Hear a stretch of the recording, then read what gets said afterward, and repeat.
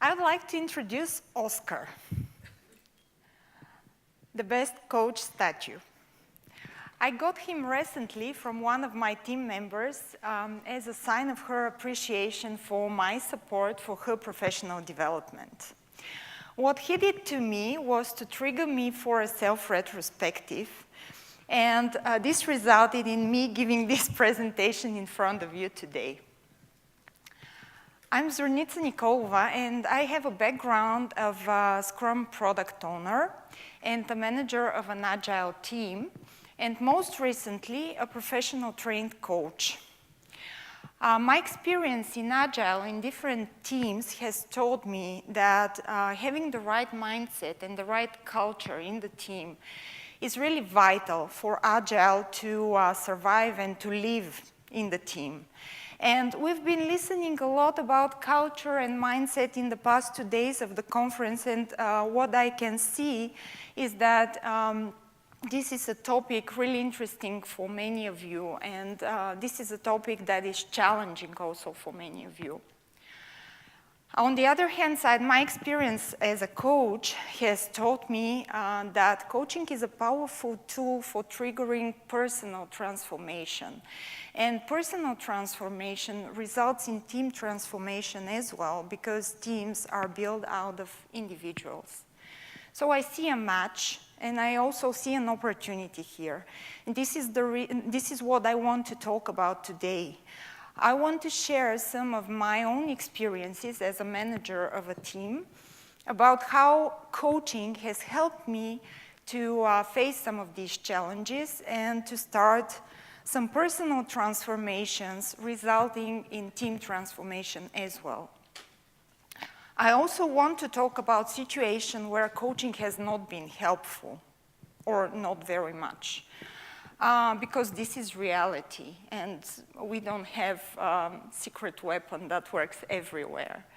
I want to trigger, as I told you in the morning, I want to trigger a discussion. So feel free to agree and to disagree with whatever I'm saying, and I would be happy to discuss it with you after the presentation, in the breaks, or at any time during the day.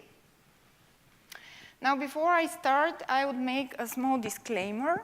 I have really taken out many of the details of the story for the sake of confidentiality and for the sake of really fitting into 30 minutes. But I have to assure you that all the insights and all the analyses are based on my real experience. And I'm sharing my personal opinions here. Okay, so let's get started with the story.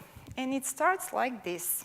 Once upon a time, I was a new manager joining a team that was recently acquired from another company. The team passed all the Agile trainings. They had a great trainer that really explained everything very well. They started applying Scrum. And when I joined them, I was really, really enthusiastic that despite we had a brand new topic, a brand new project starting, we could actually do great within a few months and deliver the first results already. What I figured out quite fast was that I didn't have the whole picture. The team came from a company where the dominating style was more command and control.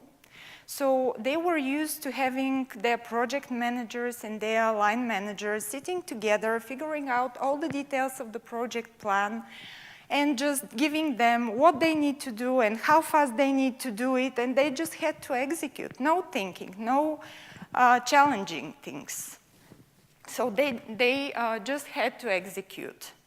And the bad part of it was that this was the kind of working they were used to. So most of them didn't have any other experience than that.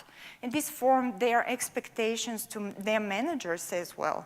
So within the department, we also had former project managers who were transformed into product owners or or a manager or line managers or even Scrum Masters were considered a kind of a managing role. And you can imagine that despite the new label these people had, their behaviors hadn't changed too much in the meantime.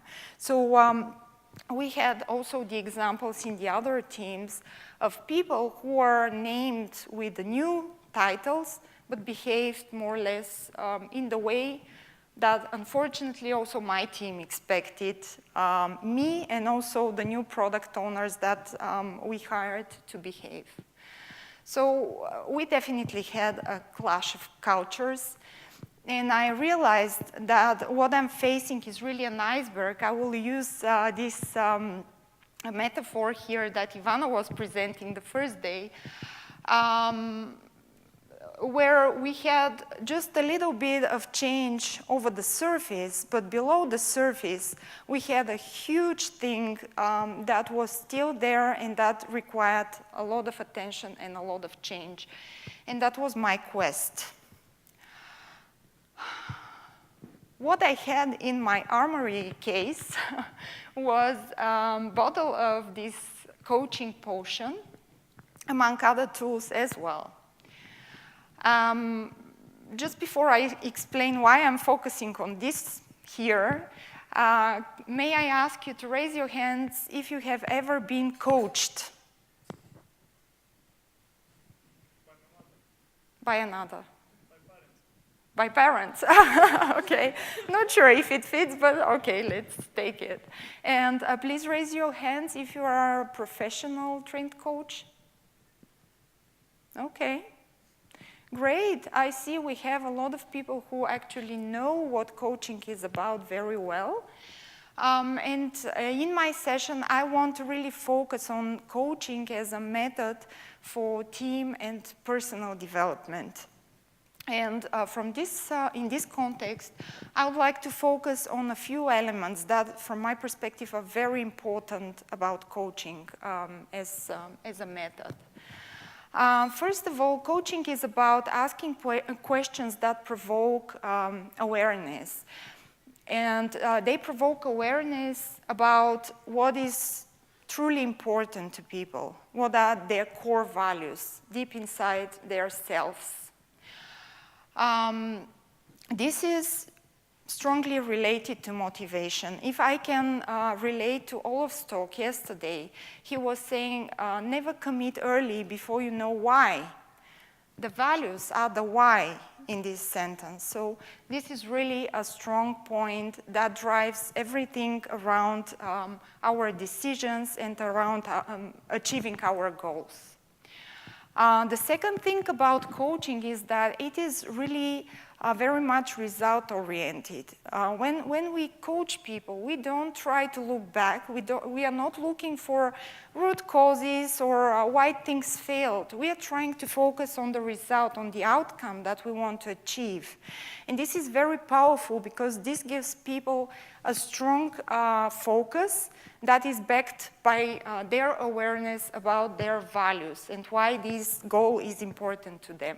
And this creates continuous motivation for people to really go and achieve their goals. The other thing about coaching that I would like to mention here is that it's built on the understanding that people have all the resources and all the answers they need at a certain moment of their life to really face the challenges they have. They only need to find those answers and to summon all those resources for achieving their goals. And what coaching does is to create a safe space for them, to open up a bubble of safety where they can explore and discover and really see their real options. I'm sorry, I will refer back to Olaf's speech a lot because it was really inspiring and really connected with what I have here. So they can see their real options and connect them to their values and really understand why they're picking an option and why it is important for them to go after it. So after saying all of that, I would like to make a link here to Agile, because for me, there is a natural fit between coaching and Agile. So Agile is about valuing people, right? And Agile is about empowering people to achieve what they really want to achieve. And coaching is a tool that actually supports that, because coaching builds on the belief that people are powerful to achieve what they want to achieve. So it's, therefore, this potion was my natural pick out of the armory case when I started with my quests. And how this all started? You know, trust is the fundament of change management. Trust is the fundament of a functioning team. So this was naturally the first thing to handle. I mean, you can imagine, I joined the team as a new manager. I was an outsider coming from a culture that was completely new to them. They didn't trust me. So I had to go there and win their trust. And that was the #1 challenge that I had to face.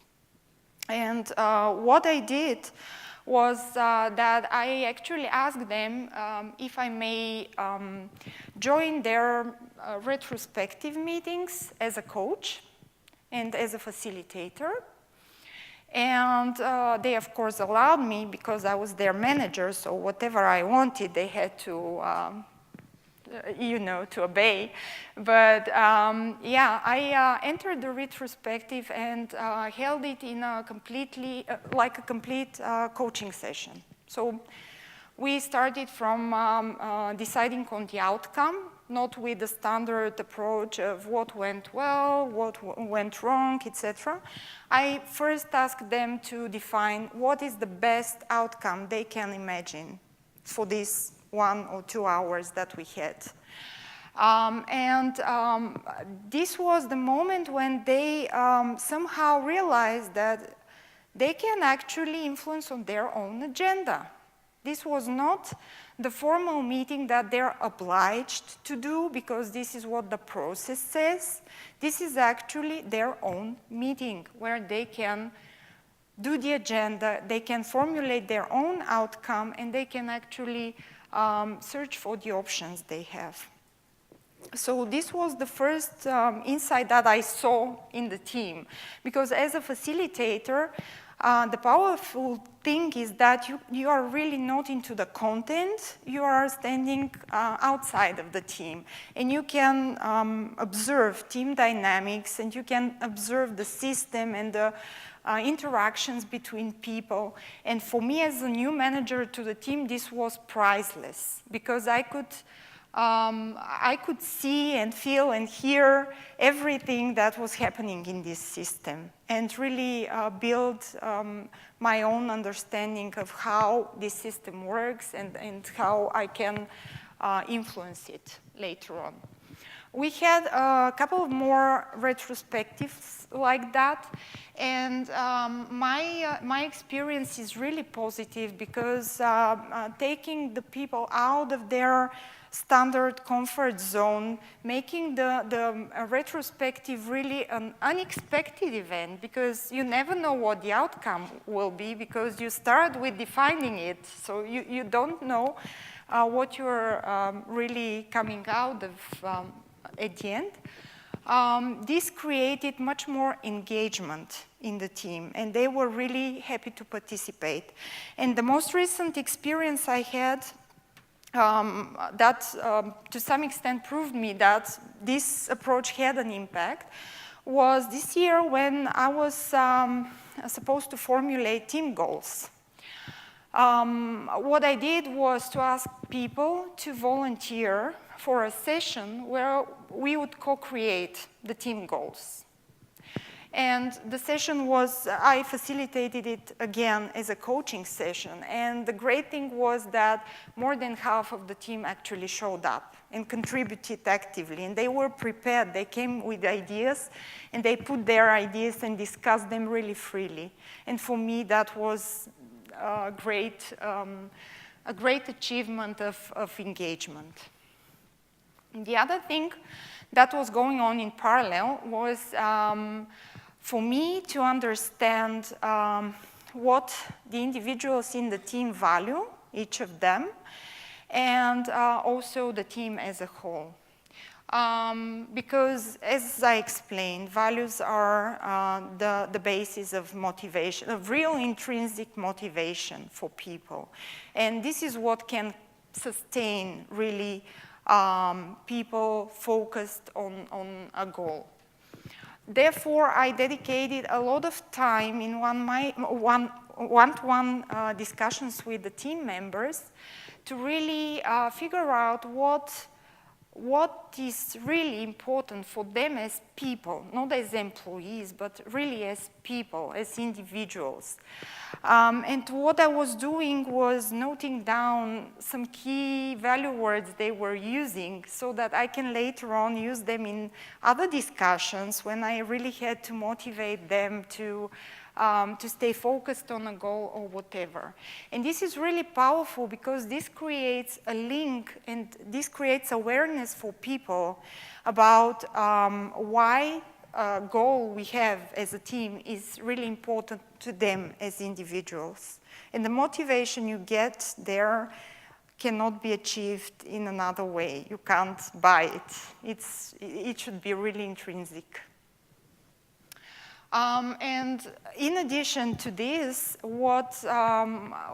I saw a side effect that people gradually started to actually show interest in other people's values. So they were trying to figure out, even in technical discussions, they wouldn't reject other people's opinions, but would go and ask them, why do you think it's important? Why would you say that? What's behind that? So try to defer judgment until they understand what's behind. Then the next natural step was, of course, to find hidden potential in the team. And we had plenty of that because people were hired to fill certain job descriptions. And previously, they were really expected to fit to that job description. And some of them had talents that didn't fit in this job description. They were, for example, developers, but they had a passion for user interaction design. Or they were testers, but they actually wanted to go for customer interactions. And this potential was just laying there unattended all the time. And it was not adding value, and people were not happy at the same time. So my task was really to unleash this potential and to actually help people discover it for themselves. So we were moving more from the traditional strengths and weaknesses analysis that we normally, as managers, many managers actually apply. So they try to figure out what the strengths and the weaknesses of people are, and they focus on fixing the weaknesses instead of really powering up the strengths. So with the coaching approach, it's natural that you actually focus much more on the strengths because you ask people what is valuable to them, and then the next step is to ask people, okay, what kind of skills and resources do you have to actually achieve your goal, to achieve what's important for you? And it's a natural focus then on people's strong points and unleashing this potential. And there what we have were really people who, for example, never thought of speaking in public before that, going at a conference. We even had one here. So it was an amazing shift from really leaving the potential unattended to boosting it up and throwing it for the value of the team. And then last but not least, or maybe it's a thing that covers all of what I've said at this point. I had to find a way to sustain what we started as a team over time, to sustain this changing mindset. As we were talking yesterday, Agile is a journey, not a destination, and I am completely into that. And I see it as a self-empowering, iterative cycle that builds on several key elements. I would mention here communication, and I was already talking about how people became more aware of asking questions, trying to understand in a constructive way what other people really think and why they're saying things. And this boosts communication, and it creates a very creative space for the team to really build on each other's ideas. And the other thing is really learning to respect other people's values, learning to respect the difference in the other person. And this creates trust. And as I said already, trust is fundamental to have really a culture of openness and sharing of ideas. The third thing is that coaching teaches people to be result-oriented, to be focused on goals. Rather than staying in the blaming frame, they would now go more for, okay, what outcomes do we want? What are our goals? How can we achieve them? And all of this naturally creates a glue that bonds the team together. And this is the pathway to a high-performing team. Now, all of this sounds great, but as I said, there are no killer weapons, no panaceas.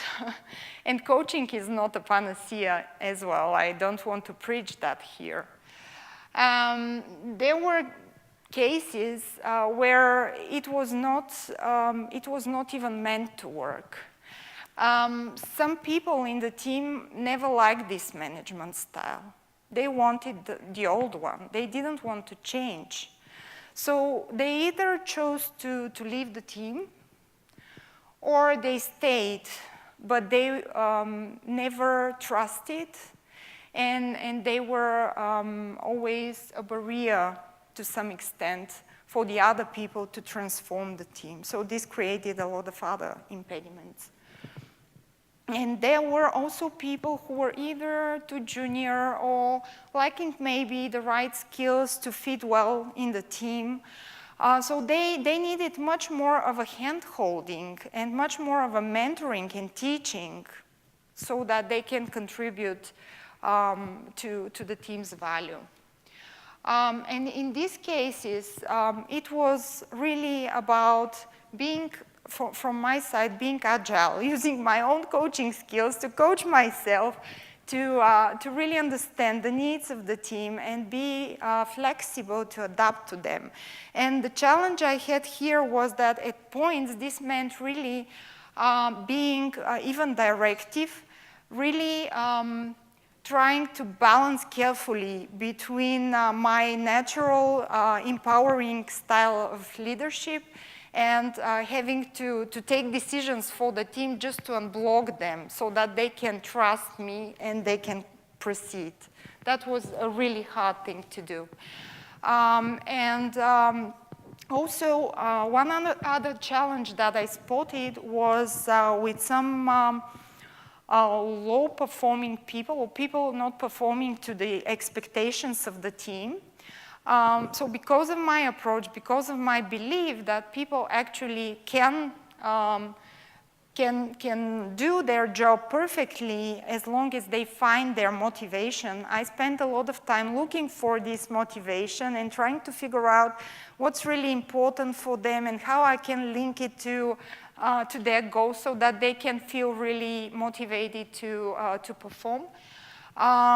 And in some cases, it worked well, and people actually became aware of what's important to them and could link it to their work, but in some cases, it didn't work, and people had to leave the team. Okay, since we are approaching the end of the time, I'd like to finish with my lessons learned just very quickly. So the first thing is that I learned I had to be really agile. Agility was key to meeting the needs of the team based on the level on which the individuals in the team were and the team as a whole was.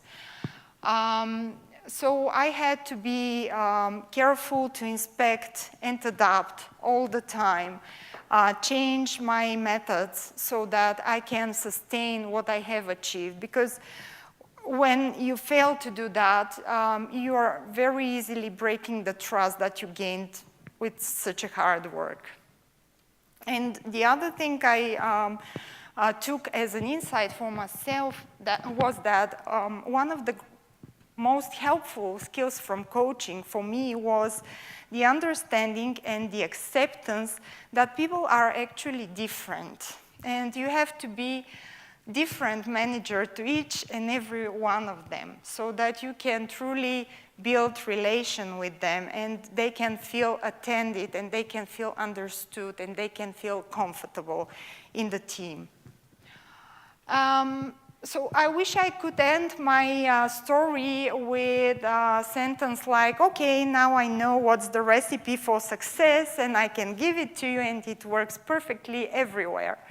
But as you can imagine, it's not the case. So what I can say is that now I know that in every team and within every individual I work, I will need probably a different recipe for my potion. So potion 2.0 will maybe be a series of potions that are customized to every single person and team I work with.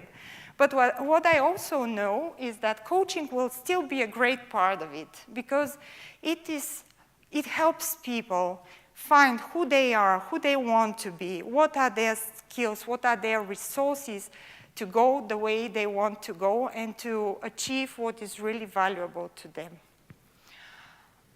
With this, I would like to thank you for the attention, and I'm looking forward for your comments, discussions after the session, and you can find me also online. Thank you.